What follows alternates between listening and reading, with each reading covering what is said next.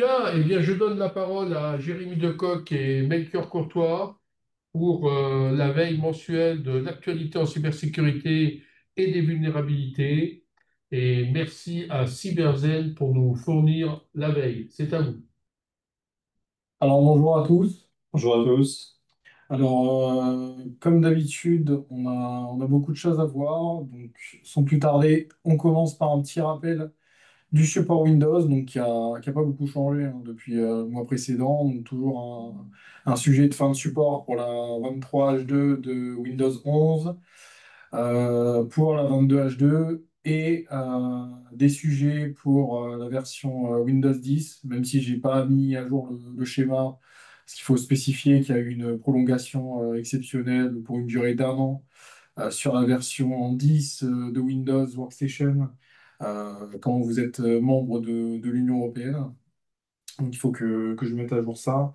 Mais il y a quand même nécessité de monter de version. Et pour la partie Windows Server, donc a priori, rien à signaler. Côté faille, on commence toujours par le patch Tuesday donc, du mois précédent, donc le bulletin d'octobre, donc qui corrige pas loin de 172 vulnérabilités, dont 6 de type 0D. Donc vous en avez deux qui concernent une élévation de privilèges dans le pilote Adger modem, qui permet tout simplement de faire fonctionner des anciens modems analogiques au sein de Windows. Euh, donc, ces vulnérabilités donc, qui permettent une élévation de privilèges donc, en tant qu'NT système et qui affectent Windows 10 et 11 et toutes les versions Windows Server. Donc, le pilote en question a été supprimé. Ensuite, une élévation de privilèges donc, dans le composant Remote Access Connection Manager, donc le composant qui permet globalement la gestion des connexions réseau à distance sur les environnements Microsoft. Donc élévation de privilèges, toujours dans le contexte NT System, et qui affecte également, comme les précédentes CVE, Windows 10 et 11 pour les workstations et toutes les versions Windows Server. On a ensuite un bypass du Secure Boot donc sur IntelliOS. Donc ça impacte du coup toutes ces versions, donc toutes les versions IntelliOS antérieures à la version 11.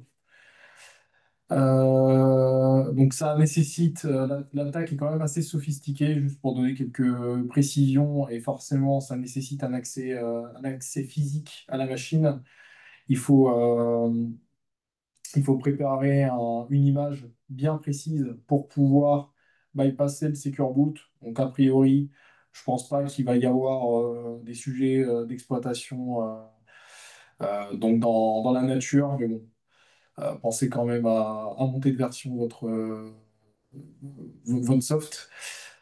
Ensuite, on a une 0D donc, sur AMD 7SMP, donc une compromission de l'intégrité mémoire donc, qui affecte du coup ce type de processeur.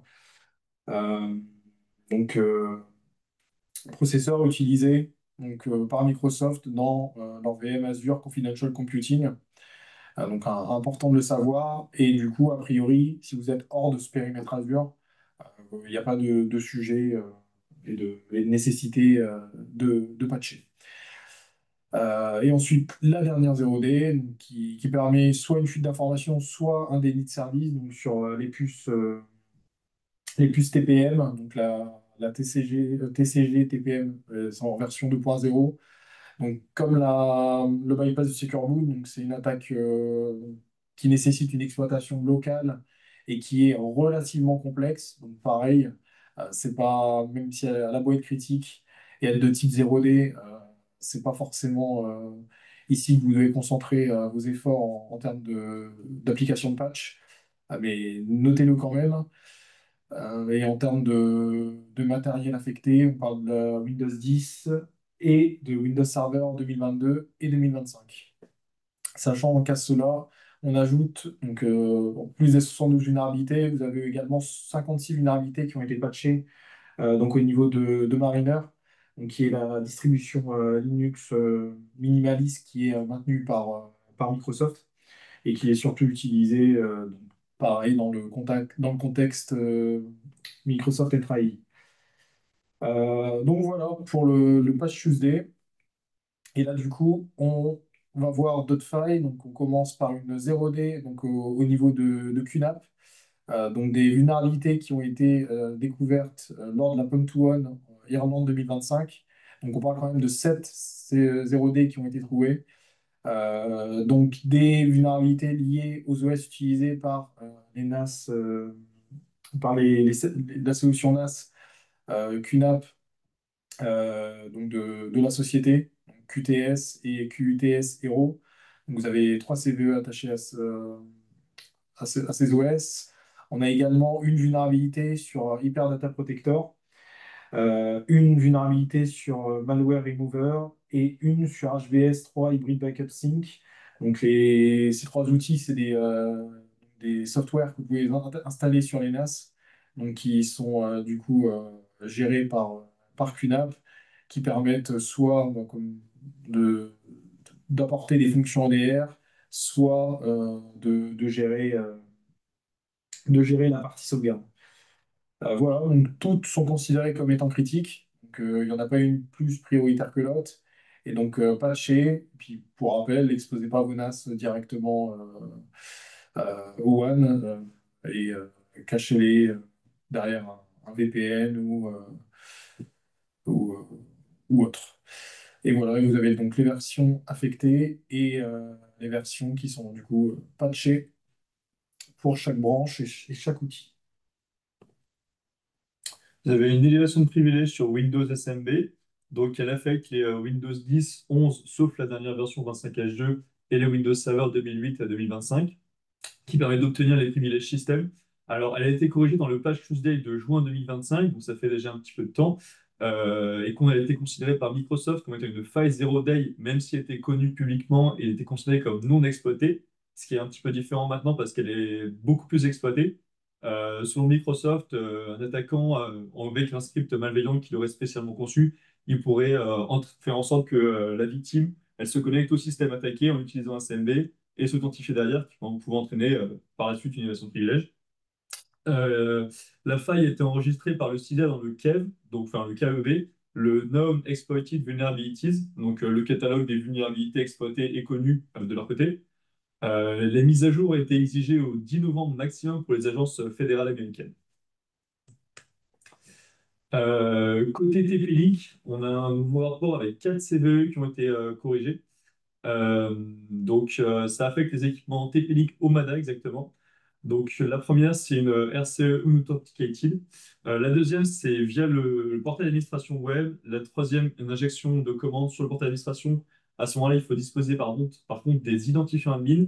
Et la dernière, c'est un petit peu différent, c'est l'obtention HL dans certaines conditions. Par contre, on n'a aucune information de ces spécifiques conditions. Donc, je vous ai mis un tableau récapitulatif, enfin, bon, je ne sais pas mis. N'hésitez pas à aller regarder le tableau récapitulatif sur le lien avec les listes des équipements vulnérables, il y en a quand même un certain nombre. 3 CVE critiques aussi sur Vine 9. Ce qui est assez ennuyeux, c'est qu'elles peuvent être exploitées à distance sans authentification. Pardon. La première, c'est exploiter les enregistrements DNS qui sont mal formés, peut provoquer un épuisement des ressources en raison d'une surcharge du processeur, du coup.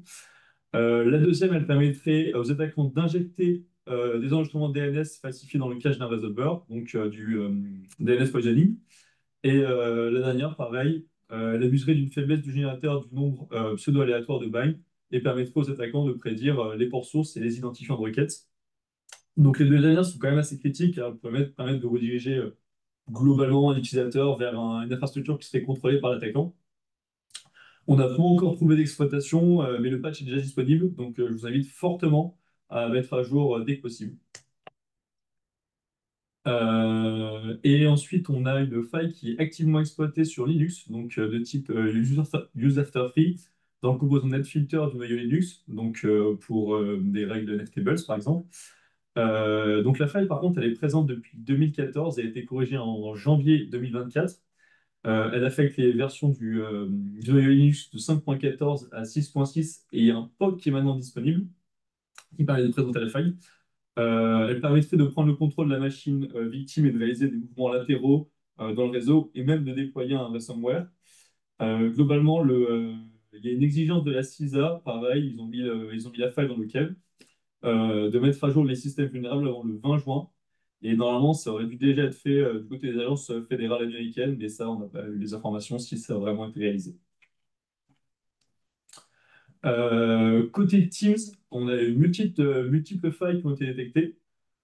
Donc, un ensemble de ces vulnérabilités qui ont été montrées dans le rapport de Checkpoint Research, donc merci à eux. Donc, la première, c'était l'édition invisible des messages. Donc, globalement, en réutilisant certains identifiants en interne, un attaquant pouvait modifier un message déjà envoyé sans que le tag modifié n'apparaisse. Et donc, vous pouvez réécrire plusieurs fois les mêmes messages. Enfin, plusieurs fois, vous pouvez modifier les messages. La deuxième, c'était une usurpation d'identité via les notifications. Donc, les champs de notification, en fait, ils pouvaient être altérés pour faire apparaître un message comme provenant d'un dirigeant ou d'un collègue. La troisième modification du nom affiché dans des discussions privées. Donc là, en manipulant le sujet d'une conversation, un attaquant, il pouvait changer le nom de la discussion et faire en sorte que l'utilisateur soit un peu brouillé sur la perception de son interlocuteur et sache pas vraiment qui c'était. Et la dernière, simplement une usurpation, enfin simplement une usurpation d'identité lors d'un appel vidéo ou audio. Et là, c'est pareil, ça permettait de falsifier le nom d'un correspondant affiché pendant un appel initié par Teams. Donc, voilà. Les vulnérabilités sont connues depuis mars 2024. Le début des correctifs avait eu lieu en août 2024 et le dernier correctif vient d'avoir lieu en octobre 2025. Donc, apparemment, toutes ces failles sont corrigées. Donc, on a une vulnérabilité donc, dans Adobe Commerce. Donc, son ancien nom, c'est Magento. Donc, une vulnérabilité qui a été nommée Session Reaper. Euh, donc, le correctif de sécurité est sorti le 9 septembre 2025. Selon Adobe, la vulnérabilité est considérée comme étant la plus sérieuse de l'histoire du produit. On a une vulnérabilité de type Improper Input Validation. Donc, ça veut dire que vous soumettez une variable qui respecte pas le type qu'elle devrait avoir, ce qui, du coup, a des effets de bord côté serveur. Et donc, qui, du coup, en plus, dans ce contexte, du coup, permet la prise de contrôle de tous les comptes clients via l'API REST, donc à distance, et sans interaction nécessaire donc, de la part d'un quelconque utilisateur ou compte administrateur. Donc, sachant que Sansec donc a fait quelques recherches et aurait enfin, découvert pas loin de 250 tentatives d'exploitation en une seule journée. Donc, vous avez quelques IOC, donc vous avez donc 5 adresses IP que, que vous pouvez surveiller. Et à chaque fois, donc dans ces cas, c'était suivi de tentatives du plot de Web Shell en PHP et l'utilisation des propres PHP info pour essayer de récupérer des informations sur le serveur qui, qui héberge du coup l'application. Sachant que du coup, 62% a priori, selon Sandsec, des boutiques Magento n'ont toujours pas appliqué le correctif. Donc correctif sorti le 9 septembre 2025. Et vous avez un rappel des versions affectées donc, pour pouvoir patcher. On a plusieurs failles dans 7-Zip, donc on en a deux, donc toutes les deux présentes dans le module Archive Extract Callback. Donc en fait, vous avez la possibilité du coup d'utiliser des liens symboliques donc de type Unix lors de l'extraction. Et donc, via ces liens symboliques, du coup, vous avez la possibilité de passer de liens absolus de chemins absolus à des chemins relatifs, et donc globalement de pouvoir extraire où vous voulez sur le file system, donc sachant que l'exploitation est uniquement possible sur Windows. Et donc forcément, ça pose quelques sujets, sachant que, a priori, enfin, a priori, c'est confirmé, un exploit est disponible sur GitHub. Et ce qui est assez intéressant, c'est que dans le descriptif de la CVE, il est bien indiqué qu'il était du coup nécessaire, enfin qu'aucun droit supplémentaire n'était requis pour pouvoir du coup exploiter les vulnérabilités. Mais par contre, dans l'exploit, c'est bien écrit en descriptif qu'il est nécessaire d'avoir des permissions pour pouvoir pour pouvoir exploiter ces vulnérabilités. Donc qui a raison? Ça dépend sûrement du contexte, de la machine et de l'environnement de manière générale. Mais donc faites quand même attention, sachant que les CVE sont évalués avec un score CVSS élevé. Donc conseiller de passer sur la branche 25.x, puisque toutes les versions entre la branche 21 et la branche 24 sont vulnérables. Sachant que la dernière version à jour, c'est la 25.1. Ensuite, bon, là, pour le coup, il n'y a qu'une faille, c'est une coquille, il n'y a qu'une faille de sécurité, c'est une faille de sécurité déjà critique, donc dans ASP.NET Core, donc qui a été corrigée dans le patch Tuesday d'octobre 2025. Donc on a une requête de type HTTP request smuggling.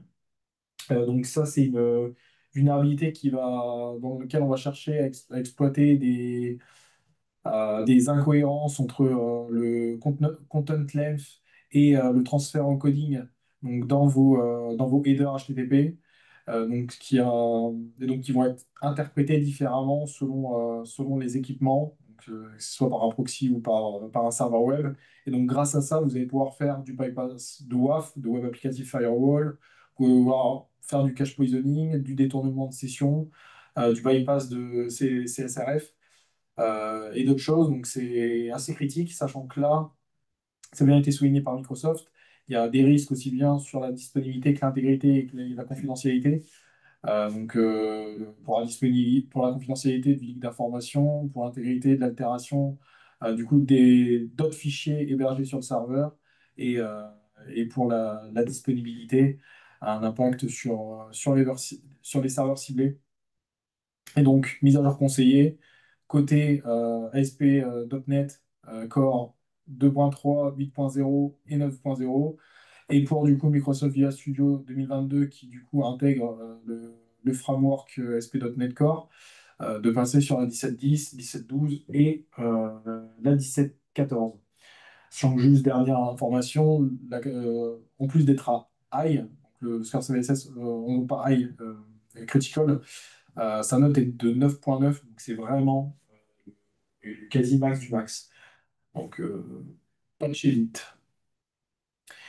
Ensuite, une note faille critique, mais cette fois donc, sur WSUSE, donc une faille qui est activement exploitée. Donc, on a une RCE, donc une exécution de code à distance, donc qui ne requiert pas d'authentification sur les serveurs Windows disposant du rôle WSUSE. Donc, pour la centralisation et la gestion des mises à jour à distance de votre parc informatique. Donc, sachant que le rôle, évidemment, n'est pas activé par défaut. Et l'exploitation, du coup, qui ne requiert pas d'interaction côté user. Et du coup, l'exécution qui se fait dans un contexte système. Donc, vous êtes au critique aussi. Là, je crois qu'on a une CVSS de 9.8.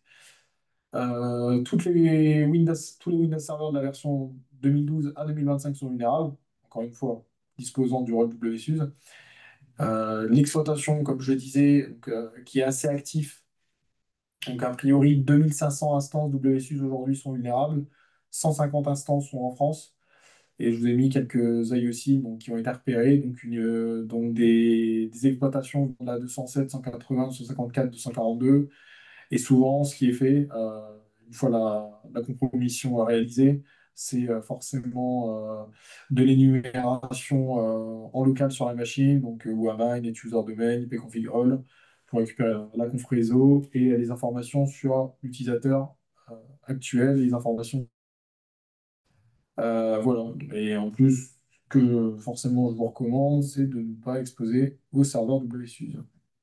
Donc voilà du côté des failles et des différents patchs. Là, on va parler un peu événements cyber.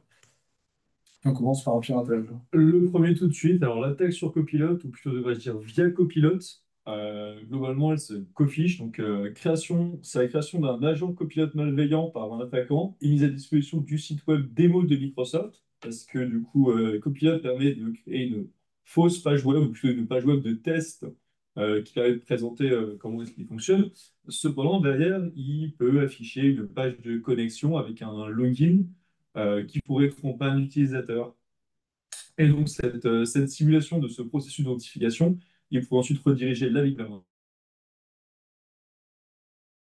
authentification via le bouton du coup login. Donc, si vous voyez bien l'image, voilà, je vais vous présenter. Donc, Microsoft est déjà au courant du risque de cette faille et travaille du coup sur la remédiation. Pour l'instant, on n'a pas plus d'informations. Donc, Promptflux, le malware qui se change lui-même. Donc, c'est un malware qui a été codé en VBScript, qui est toujours en cours de développement et d'expérimentation. Donc, pas besoin de s'alarmer encore. Il utilise actuellement une clé API qui permet d'envoyer une requête à Gemini, donc il y a de Google, pour pouvoir du coup à la fois réécrire son code, écrire un nouveau code permettant de contourner les antivirus, avec pour objectif d'utiliser le modèle, son propre modèle pour réécrire et offusquer son code afin d'échapper au système de détection statique et par signature. Euh, donc là, ce qui est plus ennuyeux, c'est qu'il arrive quand même à contourner les modérations de l'IA en se présentant comme un participant à un CTF. Donc ce qui est assez drôle, mais ce qui fait assez alarmer sur le fait qu'il puisse ensuite passer presque invisible au système statique et de signature, comme je te dis. Côté ransomware, donc juste une petite actualité, on va dire, sur Kylin, donc qui est considéré comme étant la menace ransomware la plus redoutable du moment, donc qui est un groupe ransomware donc, qui fait du ransomware as a service, comme beaucoup d'autres, donc qui est apparu en août 2022. Donc à l'époque, il s'appelait Agenda. En 2025, pour donner quelques chiffres, plus de 700 victimes donc réparties dans 62 pays, 40 nouvelles victimes publiées chaque mois donc depuis cet été. Sachant que le groupe de base ciblait les environnements VMware, ESXi et les serveurs Linux, mais c'est plus le cas parce qu'aujourd'hui, il utilise donc WSL, donc la fonction, le sub-module, le sous-système sous votre Windows qui vous permet de faire fonctionner un Linux.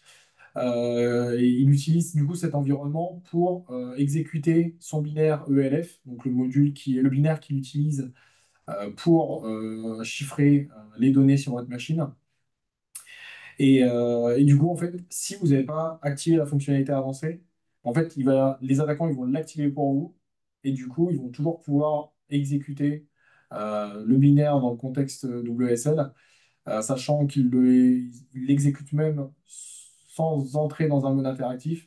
Parce que du coup, ils appellent directement WSL-E et du coup, la commande, du coup, le lancement du binaire en question. Sachant que un des problèmes aujourd'hui, c'est que la majorité des EDR, du coup, ne surveillent pas les, les actions à réaliser euh, dans le contexte de WSL, ce qui est évidemment un sujet. Et juste tout en bas, je vous ai mis quelques stats, quelques chiffres concernant donc les pays targetés par le groupe et les industries, enfin les secteurs d'activité qui ciblaient en priorité. Et on arrive maintenant au flux de données. Un flux de données qui concerne France Travail, donc c'est déjà la troisième flux de données en 2 ans, donc c'est quand même pas mal.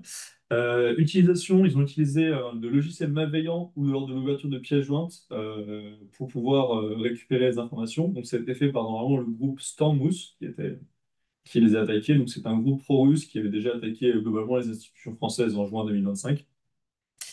Ce qui est plus ennuyeux, c'est qu'ils ont récupéré des données critiques, en plus des données non critiques. Donc, dans les données critiques, ils ont récupéré donc, nom de naissance, adresse, numéro de téléphone, mail et parcours professionnel.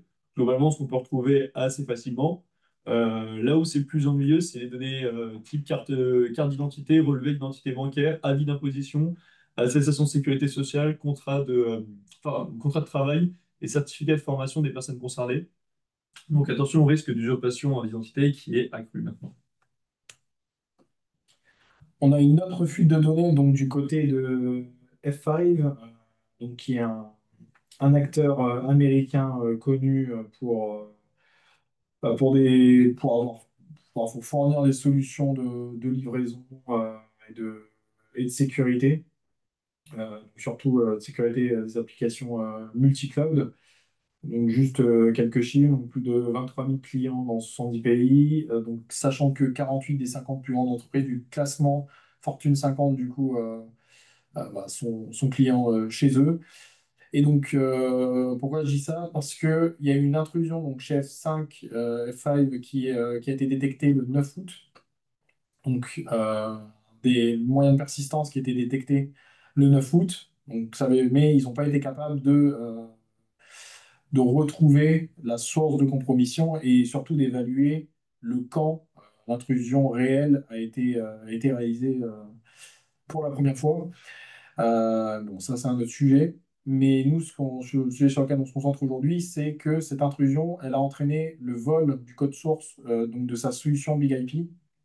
Parce que du coup, l'intrusion a été réalisée sur l'environnement de dev de la solution, plus la plateforme de gestion des connaissances. Donc ici, où globalement, vous avez les informations sur la roadmap, sur la doc technique, sur les patchs en cours, sur les vulnérabilités connues, etc. Donc forcément, vous voyez le problème venir, c'est que du coup, ils ont été capables de récupérer les patchs qui étaient en cours de développement par la société. Et donc déjà d'une, de connaître les vulnérabilités aujourd'hui qui menacent leur solution, et de deux, euh, de pouvoir éventuellement essayer carrément d'altérer les patchs, sachant que, a priori, selon F5, aucun impact sur la chaîne d'approvisionnement logiciel n'a été réalisé. Enfin, il n'y a eu aucun impact. Euh, et la société a été assez rapide et a œuvré pour sortir le plus rapidement possible des mises à jour concernant les vulnérabilités non divulguées, dérobées, donc pour BigIP, pour F5OS et pour BigIQ. Et donc, si vous posez la question du temps entre la détection d'incident et la communication donc réalisée par F5, bah, la réponse, comme souvent aux États-Unis, c'est divulgation publique qui a été retardée à la demande du gouvernement américain pour qu'elle puisse avoir le temps, elle, de son côté, de mettre à jour ses systèmes les plus critiques. Donc voilà un peu pour les événements. Ne vous inquiétez pas, on n'a pas oublié le Louvre, il est dans divers. Et donc là, on va juste rapidement parler business et politique. Alors, on commence tout de suite sur la souveraineté allemande. Donc, bravo à eux pour le succès d'un projet de transition informatique pour le, alors là, ça va être compliqué, Schleswig-Holstein. Donc, 6 mois de transition. Donc, ils ont réussi à passer de Microsoft Exchange et Outlook par Open Exchange et Thunderbird. Donc, ils ont transféré plus de 40 000 pardon, boîtes mail et plus de 100 millions de messages et d'entrées agenda.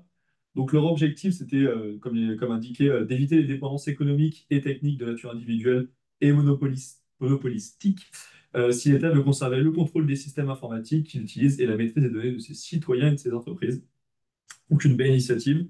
Ça s'instaure dans la continuité de la transition d'autres entités avec qui on avait déjà vu, donc que ce soit l'armée autrichienne, les agences gouvernementales danoises ou encore la ville de Lyon en France. Pegasus sous bannière américaine, alors un point qui vient tout juste d'arriver. Donc c'est, pour rappel, le logiciel espion Pegasus qui était développé par l'entreprise israélienne NSO Group et qui vient de passer sous bannière américaine. Donc il y avait le président exécutif qui est David Friedman, qui est un ancien avocat de Trump. Il l'avait représenté dans les affaires liées à la faillite de ses casinos d'Atlantic City. Et qui est aussi l'ancien ambassadeur des États-Unis en Israël, donc entre 2017 et 2021. Il a décidé de faire ça parce qu'il veut pouvoir faire bénéficier du logiciel espion les forces de police américaines. Par contre, le NSO Group a décidé que leur siège social et leur activité principale resteraient en israélienne.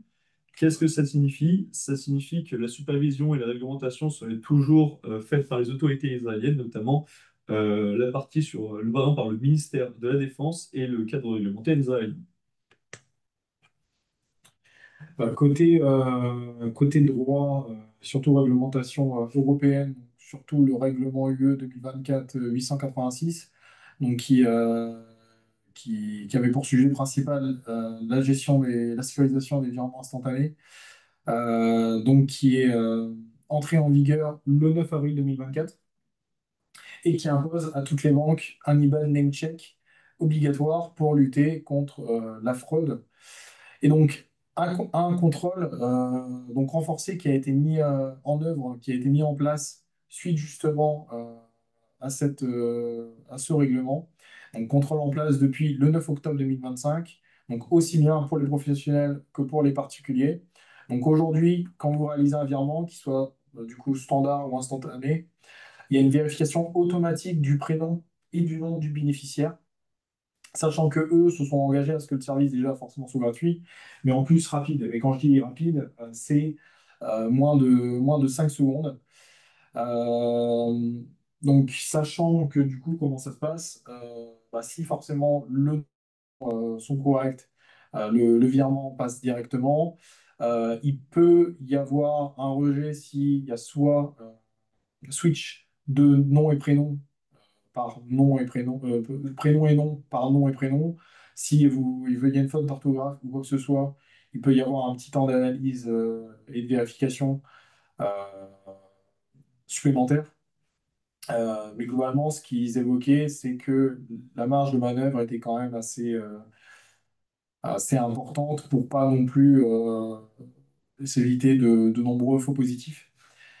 Sachant que si on regarde un peu les stats concernant justement la fraude, c'est important de noter que par exemple cette année, le niveau de la fraude a quand même diminué donc, par rapport aux années précédentes. Mais par contre, les montants, eux, augmentent. Donc, ce qui veut dire que même si on progresse, qu'il y a tout de sécurisation sur ces sujets et qu'il y a des gros axes d'amélioration encore qui peuvent encore être mis en place. Donc ça, je pense que c'est des bons premiers pas euh, en avant. Et donc des conseils forcément liés à ça, vérifier l'orthographe exacte du bénéficiaire donc pour vous éviter de l'administratif et assurez-vous de la conformité des IBAN que vous utilisez. Côté juste point conférence, donc conférence passée, le FIC au Canada, les Identity Days, Unlock Your Brain, euh, et à venir l'European Cyber Week, le GREAC et la TrustTech.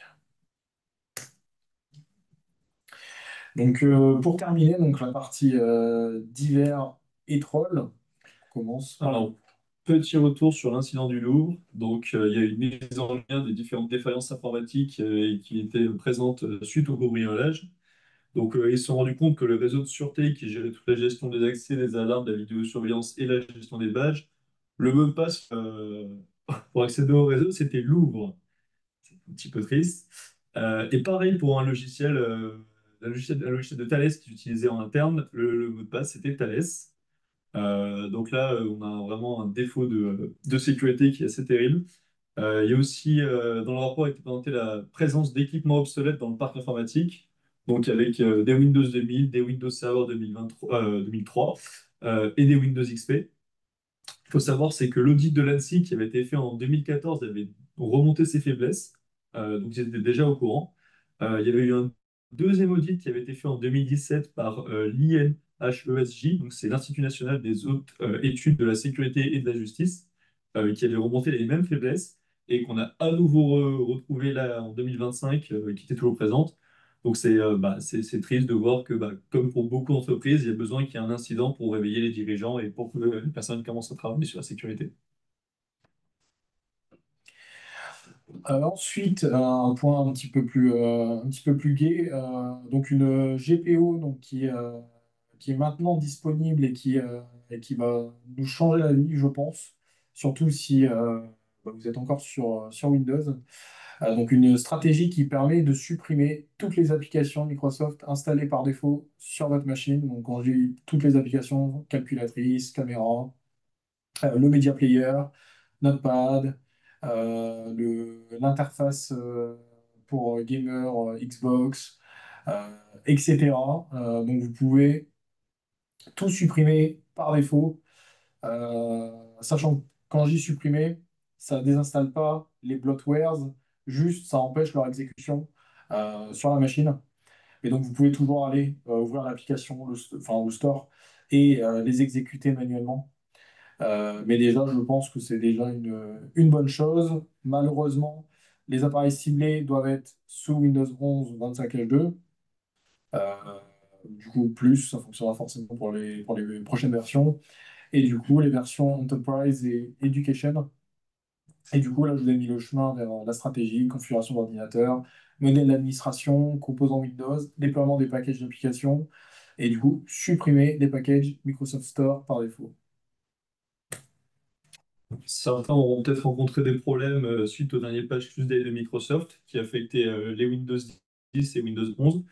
Donc, pour ceux qui ne sont pas au courant, lors du démarrage de l'ordinateur, il se trouve que certains ont eu l'écran de récupération au lieu du chargement habituel.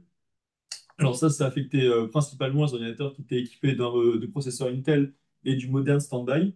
Le modem standby, c'est une fonction qui maintient l'appareil en veille légère, tout en préservant la connectivité réseau. Et globalement, ça les a ennuyés parce que beaucoup d'entreprises n'avaient pas récupéré la clé de récupération, ou alors tout simplement ne possédaient pas la clé de récupération, même s'ils l'avaient récupérée, n'avaient jamais testé et n'avaient pas vérifié que le système qui permettait de les récupérer, un système d'inventaire, ne faisait pas correctement son travail. C'est ennuyeux parce qu'il y avait un cas similaire qui avait eu lieu en mai 2025 qui était aussi lié au patch Tuesday qui est arrivé. Et donc, il y a pas mal de questionnements sur le processus de validation et les tests qui normalement devraient être effectués pour paquer ce problème-là. Donc, si vous êtes administrateur donc, sur les environnements Microsoft, ça risque ça risque de vous intéresser. Donc, une alternative au RSAT, donc aux outils d'administration de l'Active Directory, donc qui propose exactement les mêmes fonctionnalités. Bon, il en manque encore quelques-unes, on verra ça après. Donc, en fonctionnalité proposée, donc la partie gestion des comptes utilisateurs et des ordinateurs, donc avec évidemment l'accès aux propriétés des différents objets de votre domaine AD, la gestion du service DNS, euh, la gestion des cités des services. Vous avez un outil de recherche dans AD qui vous permet directement de pouvoir lister l'ensemble des objets donc présents dans votre annuaire et la gestion du coup des profils de connexion, sachant que la force de l'outil déjà, c'est que c'est libre et multiplateforme. Et en plus, c'est une application un peu all-in-one. Ça veut dire que pour les RSAT de Windows, il faut installer, par exemple, il faut installer l'outil de gestion du DNS. Après, il faut installer l'outil utilisateur et ordinateur du domaine AD, etc. Là, vous avez juste une application avec du coup un onglet par fonctionnalité, sachant que l'outil est encore en cours de développement. C'est bien marqué par Tranquil IT sur leur site. Et par exemple, aujourd'hui, il manque la fonctionnalité qui fait qu'aujourd'hui, c'est compliqué d'arrêter d'utiliser RSAT. C'est qu'il manque par exemple l'outil de gestion des stratégies de groupe. Euh, Ce qui est intéressant de noter, si vous êtes familier de Samba Active Directory, donc Samba 4, c'est que du coup, cet outil, du coup, RSAT, du coup, est géré et maintenu par les créateurs de Samba AD. Un nouveau rapport de Zscaler sur les menaces Android. Donc, le rapport nous présente un détail de plus de 40 millions de téléchargements sur 239 applications malveillantes qui sont hébergées sur le Google Play Store. Donc, l'étude s'est faite entre juin 2024 et mai 2025, donc un peu moins d'un an. Il présente une hausse de 67% du volume de malware, spécifiquement des spyware et des trojans bancaires qui sont présentés dedans. Donc les principaux pays concernés sont l'Inde, les États-Unis et le Canada, mais évidemment la menace elle est mondiale parce que c'est sur le Google Play Store. Le rapport fait aussi mise en avant de trois souches de malware, donc Anatsa, qui est un trojan bancaire, Android Vault, qui est une backdoor pour les Android TV, et Xnotice, qui est un rat, qui est un rat qui était déguisé en l'occurrence en application de recrutement pour les chercheurs d'emploi dans l'industrie pétrolière. Côté Google, pas de piratage Google. Finalement, beaucoup de personnes ont entendu dire qu'il y avait eu un piratage de mail et que beaucoup d'adresses mail se sont retrouvées sur Internet. Ou plus exactement, ce qui s'est passé, c'est qu'il y a eu l'ajout d'une base de données sur Avai Ping qui contiendrait du coup des comptes Gmail avec des mots de passe associés. En fait, il faut savoir c'est que cette base est une concaténation de plusieurs fuites qui étaient liées à des vols d'informations des attaques de phishing, des attaques par credential stuffing ou des compilations de précédentes fuites de données. Globalement, ce qui a été ressorti, c'est qu'il y a 91% des informations qui étaient déjà connues. Et d'ailleurs, il n'y a eu aucun message de Google pour les utilisateurs qui utilisent Google qui indiquant qu'il y avait une quelconque fuite de données de leur côté. Voilà, donc c'est tout pour la présentation, pour la revue. Bah, merci à tous pour votre écoute. Comme d'habitude, du coup, replay slide disponible soit sur le site au CIR.org, soit sur YouTube. Et puis du coup, bah, on se voit pour la prochaine revue dans un mois, le 9 décembre.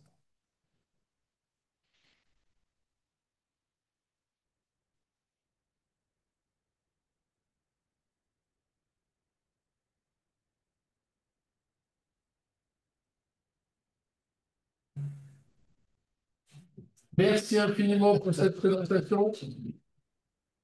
Oui, je sais, c'est spontané. on rigole.